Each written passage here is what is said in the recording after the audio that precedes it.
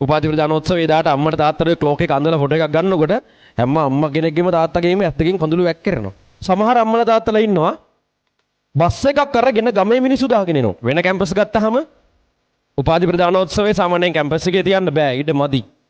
දැන් පෙරදිනේ කැම්පස් එකේ තමයි උපාධි ප්‍රදානෝත්සවය කැම්පස් එකේම තියෙන්නේ. හේතුව අපේ තියෙනවනේ ජිම් එක.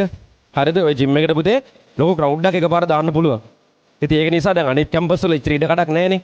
ඒකද සාමාන්‍යයෙන් මේ උපාධි ප්‍රදානෝත්සවයේ පෙරදිනේ කැම්පස් එකේ තියෙන කැම්පස් එක ඇතුළෙමයි. ගෙදරක සාමාන්‍යයෙන් තියෙන පුළුවන් උත්සව මොනවාද? සාමාන්‍යයෙන් ගෙට කැමතිම උනාට පස්සේ ඊළඟට තියෙන උත්සවෙ ඉතින් ඔය ගෙදර සිද්ධ වෙන මගුල් ගෙදරක් නෙනේ. එතන යන ලොකුවට ගෙදර සරසලා පාටියක් ගන්නනේ.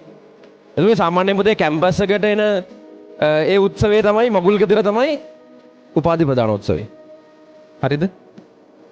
සෑහෙන දවසකට කලින් දානවා කලා හන්දියේ කන්වොකේෂන් කියලා ලොකු පාලම් කොඩියක් වල ලොකු කොඩියක් එහෙම දාලා ඊට පස්සේ සරසනවා තමයි. හරිද? කැම්පස් එක ඇත්තටම කිව්වොත් සෑහෙන්න වෙනස් කරනවා.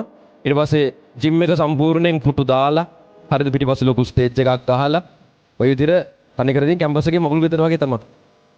දැන් මගුල් ගෙදරක් වුණාම ළමයි ගෙදර කට්ටිය නෙමෙයි ඉන්නේ. මගුල් ගෙදරක් වුණාම නෑදෑ පිරිස හැමෝම වෙනවනේ මගුල් ගෙදරකට. ඒ වගේ කැම්පස් එකේ දාට පිට මිනිසුන්ගෙන් පිරෙනවා. ඒ පිරෙන්නේ තමන්ගේ ළමයා උපාධි ප්‍රදානෝත්සවයේ දවසේ ඩිග්‍රී එක ගන්නවා බලන්න අම්මා තාත්තා එනවා. දැන් පුතේ සමහර දුෂ්කර පළාත් තියෙනවා හරිද? ඒ පළාත් වලින් පුතේ කැම්පස් සිලෙක්ට් වෙච්ච පළවෙනි ළමයා.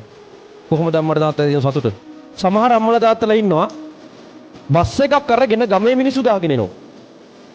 අනේ පව් ඉතින් ඇතුළට ගන්න ළමයි අර ජිම් එක ඇතුළට ගන්නේ දෙන්නයි. හරිද?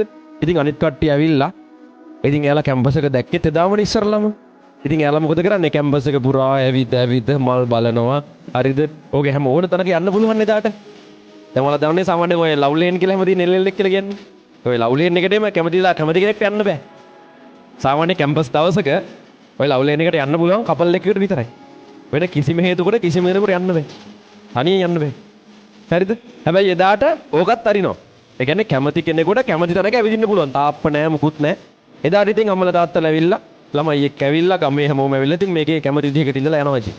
ඉතින් මේ ඔක තමයි ළමයි කැම්පස් එකේ මකුල් ගෙදර. එදාට ඉතින් බලන දැන හැමෝම හරි සතුටින් hina වෙවි කැම්පස් එක බලනවා අම්මලා තාත්තලා හරි සතුටින් බලාගෙන ඉන්නවා උඩට වෙලා. තමන්ගේ ළමයා අර බූලිමේ යනවා. වෙන්නේ නෑ ළමෝ. කී දහහක් යනවලු තුනේ කන්වර්ජන් පාටිය දවසෙත් බූලිමට යනවා. හැමෝම ඉතින් අර එක වගේම කළු ලෝගුව දාලා ඒ ඔක්කොම ටික සරසිලා යනකොට හොයන්න බෑ. ඒතර වයසක අම්මලා තාත්තලා සමහර කට්ටිය අයිනේ ඉඳලා එයාලගේ නංගිලා මල්ලිලා ටික බලාගෙන ඉන්නවර චූටි වෙලාවකට කොහොම හරි කරලා මූණ අඳුර ගන්නවා කියලා. හරිද? ඇයි ඒ? එහෙම ආවට ගියට උතෙන්ට යන්න බෑ. චූටි කාලේ ඉඳලා හරියට ඉගෙනගෙන ඒ ලෙවල්ස් ඇවිල්ලා පුතේ හරියට උසස් පෙළ ඉගෙනගෙන හොඳට පාස් වෙලා කැම්පස් එකට ගිහිල්ලා ඒක ඇතුලේ අවුරුදු 4ක් ඉගෙනගෙන තේරුණාද? දැන් හිතන්නද සාමාන්‍යයෙන් කැම්පස් අවුට් වෙච්ච වයස සාමාන්‍යයෙන් වයස අවුරුදු 25න් එහානේ 25 26ක් වගේ වෙනවනේ. එච්චර කල් ඉගෙන ගත්ත එකේ අන්තිම ප්‍රතිඵලය නේ කැම්පස් එකට ඩිග්‍රී ගන්න එක. ඒ අරගෙන අර පොලිමේ එනකොට චුට්ටක් කොහොම හරි මූණ බලා ගන්න අර නැදෑ පිරිස ඔය පාලම උඩට වෙලා අක්බර් පාලම යටින් යන්නේ. ඒ උඩට වෙලා අයිනට වෙලා ෆෝන් මෙහෙම අල්ලගෙන බලාගෙන ඉන්නවා. සමහර ෆෝන් වල පුතේ වීඩියෝ හොයන්නවත් බෑ අඳුරුයි ඒවා. ඒත් ඉතින් කැමරා එක අල්ලගෙන ඉන්නවා සතුටට. මගේ අයියා, මගේ අක්කා. හරිද? මොකක් හරි නෑදෑකමක් පුංචි.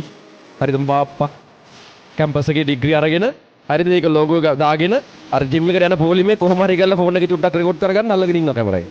ඉතින් ඔය වගේ තමයි ළමයි ඉතින් ඈ. ඉතින් ඒ දවස් කොච්චර ආඩම්බරයක්ද යට නේද? ඒ දුෂ්කර පළාත් වල ගමේම 20ක් 30ක් ඇවිල්ලා මේ මෙයා ගන්න උපාධි ප්‍රදානෝත්සවය බලන්න. හරි කොච්චර සතුටක්ද ඒකත් දාගෙන යන්නේ. ඔයාලා දැකලා සාමාන්‍ය ඩිග්‍රී එක ගත්තාට පස්සේ පුතේ ඔය සෝෂල් මීඩියා වල ෂෙයා වෙන්නේ කොහොමද ෆොටෝස්? ළමයි ඉතින් උපාධි දාගත්තට ලෝගුව ක්ලොක් එක උකට කියන්නේ ක්ලොක් එක අම්මට හරි තාත්තට හරි අන්දවලා හරිද ඒකකට දාලා අර මෙරේ වගේ දිනේක අතට දීලා ඉතින් ෆොටෝ එකක් ගන්න. එතකොට ඉතින් අම්මගේ තාත්තගේ ආයෙදින් පුතේ කඳුළු වැක්කිරනවාමයි S දෙකෙන් ඈ. ඇයි මේ මගේ දරුවා මං අවුරුදු ගාණක් තිස්සේ උගන්නපු දරුවා හරිද එයා කැම්පස් එකට ඇවිල්ලා මෙච්චර ඉගෙනගෙන අද මෙන්න රටට උපාධිධාරියෙක් විදිහට මේ වගේ ලස්සන කැම්පස් එකකින් උපාධියක් අරගෙන එළියට ආවා කියන එක දකිද්දී තමන්ගේ අම්මට තාත්තට අනිවාර්යෙන් කඳුළු